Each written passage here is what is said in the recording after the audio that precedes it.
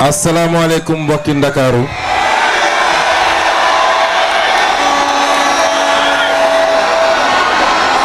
waa Pôle Ndakaaru ñu ngi leen di nuyu di leen ziyaara di leen jaajëfal waaye nag bu ma ci kenn mere di confirmer li ñëpp gis mooy mobilisation bi am fii defe naa amagul fenn mun naa ne mérite la waaye mérite relatif la ndax nag Pôle Ndakaaru li mu am ci lim ci population amaana ñu bëri ci pôle yi ñu jaar amuñu ko kon on ne vous décerne pas la palme parce que xam naa Déthié bu ñu defoon calcul bi en valeur relative rapporté à la population de chaque pôle amaana compétition ba léegi tëjaguñ ko ñuy am mbégte teew fii pour waxtaan ak yéen niñ ko defee feneen ak feneen ci li ñu waxtaan ni campagne bi campagne wax xam-xam la wax gis-gis la wax projet la moo tax présentateur bi sànq mu ñaan leen nen loo xam ne dinaa leen ko delloo ñaan mooy ñu ànd ak déglu ànd ak tey ak dal rawatina nag ñii ne ci kanam te toogoon tranquillement ñu leen di ñaan ñu toogaat parce que lu ko mooy ñi ne seen gannaaw duñu gis Pastef suñuy dajee dañ koy def toujours ci organisation ak méthode ak beaucoup de discipline te gëm naa ni Dakar ne fera pas exception kon ñaari ma ñaan rek mooy benn ñi ci kanam ñëpp toog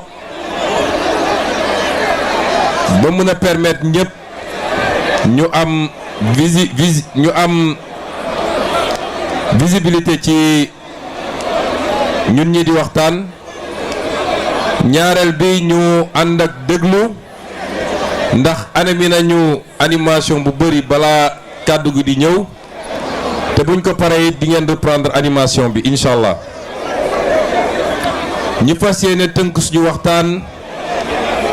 ci ñett fànn bi ci njëkk mooy li nga xam ne moom la ñuy def fépp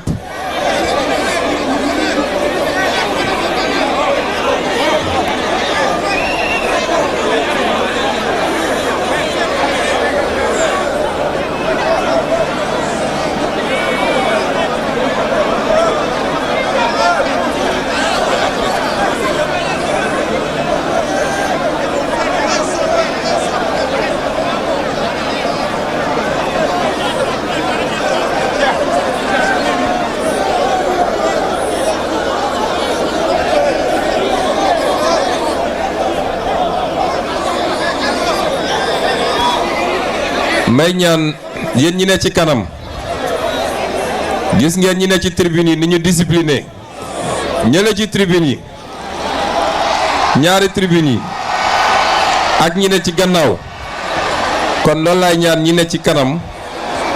parce que yéen a gën a sës si man su ngeen waxee mun na ma perturber kon ma ne waxtaan bi dinaa ko tënk ci ñetti poñ du gudd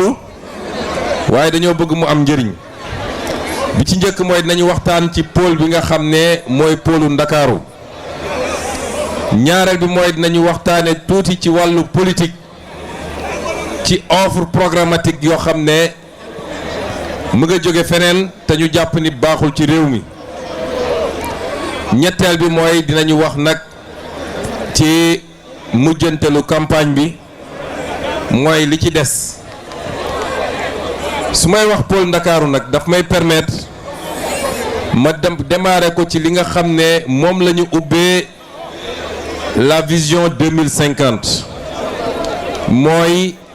un développement territorial déséquilibré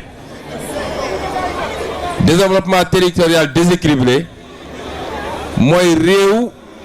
il faut ñu xam ni ñi ne ci réew mi yépp ñoo tolloo ci réew mi. Ils ont les mêmes droits les mêmes obligations kon état bi leen ëmb ñoom ñépp war naa fexe ba kenn ku nekk jot wàllam ci réew mi sans distinction de région ki nekk fële Saraya wala Salémata ki nekk Kanel wala Kédougou ki nekk Bignona wala Vélingara dafa am les mêmes droits que ki nekk fii Ndakaaru Njaay fi nekk egguñu foofu rek dañ naan le développement territorial est déséquilibré tey ba ñuy def la vision 2050 bi ñu xaymaa li ñu gis mooy Ndakaaru nga xam ne moo représenté moins de 0,05% du territoire national moom moo concentré 46% de la richesse nationale Dakar moom mi représenté moins de 0,05% du territoire national moo concentré 46% de la richesse nationale boo jëlee li nga xam ne moo nekk ci centre pays bi te mu regroupé 11 régions depuis Saint-Louis Louga Diourbel Kaolack Kaffrine Fatick etc. ñoom ngay jël ci kaw depuis le nord jusqu'en bas ci sud ba Ziguinchor Sédhiou ak Kolda 11 régions yi ñoom ñëpp boo leen dajalee elles représentent 44,5% de la richesse nationale te 11 régions yooyu représenté nañu minimum 80% du territoire national nga jël nag l'est du pays nga xam ne ñaari région la Kédougou ak Tambacounda ñoom ñu représenté 9,5% de la richesse nationale kon lii c'est un déséquilibre criard entre les différentes régions ou les différents pôles du Sénégal mu andi nag conséquence boo xam ne mooy li ñuy dund am na woykat bu njëkk a dugg dafa ne kan moo fi booy Dakar kan moo fi kaw distinction boobu bu koy def da koo def rek pour xumbal mais ñun xamuñu boy town xamuñu kaw lenn lu ñu xam mooy sénégalais la ñu xam moo tax ma profité lever aussi benn équivoque parce que benn comportement wu benn nit ñun waruñu tomber ci erreur stigmatiser tout un quartier wala toute une commune ndax Baobab boo fa demee ci élection présidentielle bi ñoo fa gagné kon Baobab ñoo fa ëppale keneen ku dul ñun le problème c'est pas Baobab c'est pas Dakar le problème c'est un individu bu am ay problème am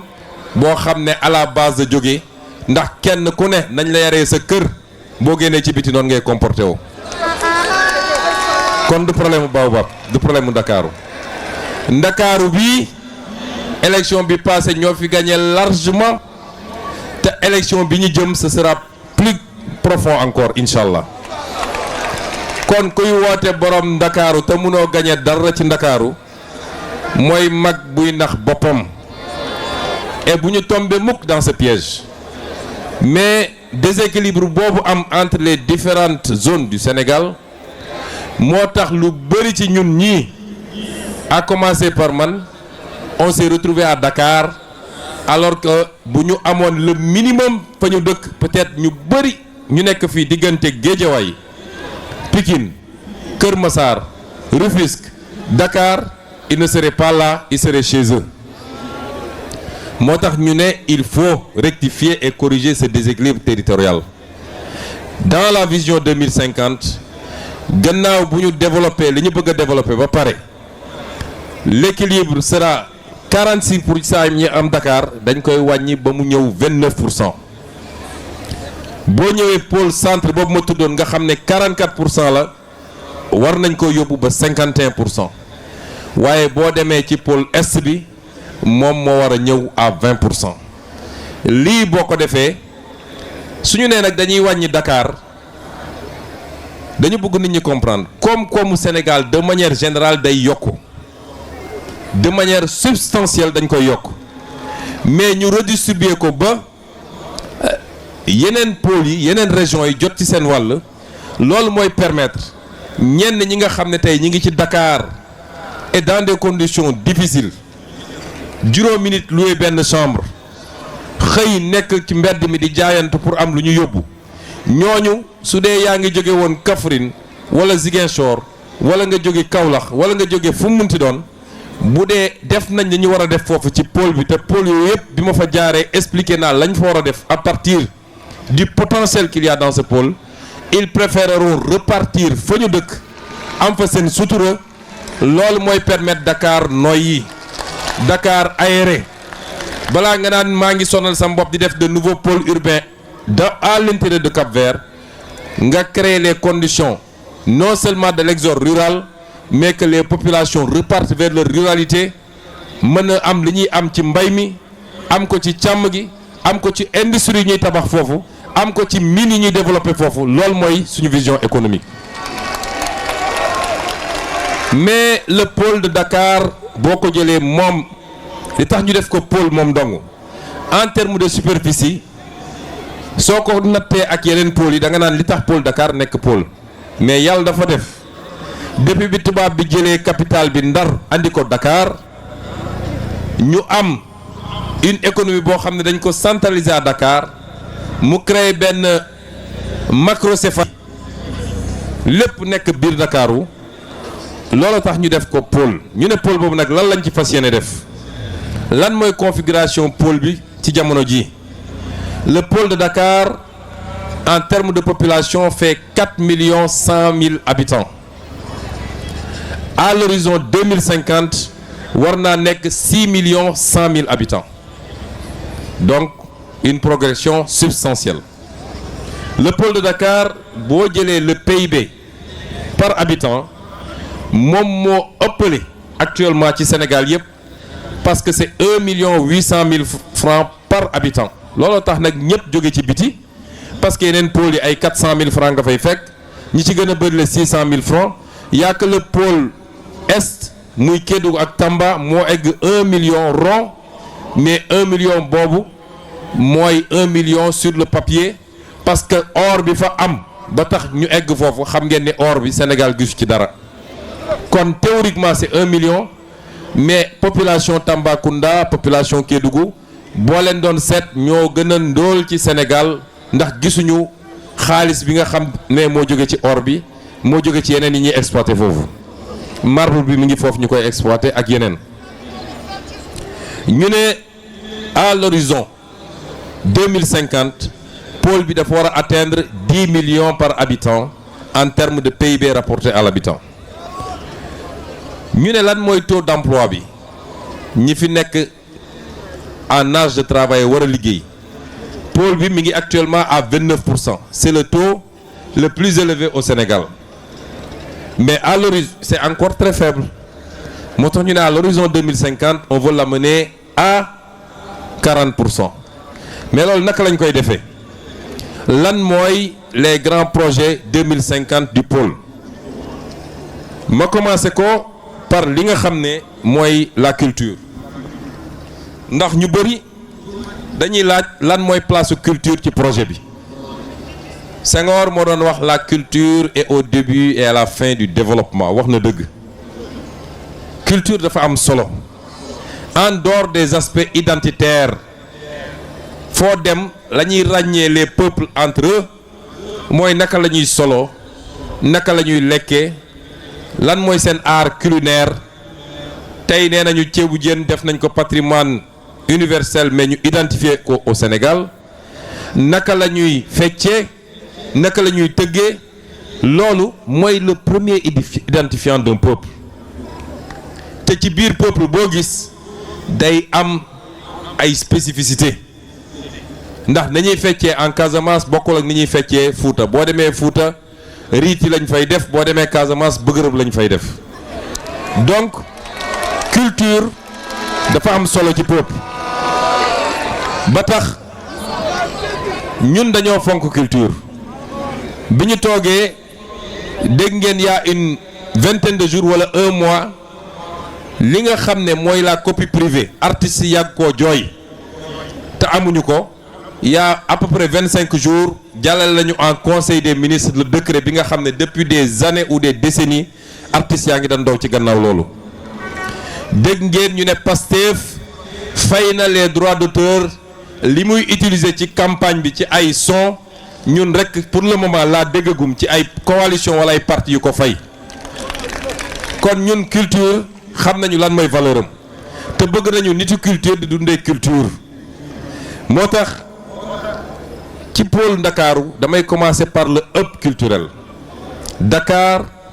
est déjà une attraction culturelle dañu bëgg mu doon un grand hub culturel ba commencer ko ci la ñu bëgg ci Dakar mooy mu doon la capitale culturelle de l'Afrique. tey gis ngeen depuis quelques jours lancé nañu biennale bi yàgg na fi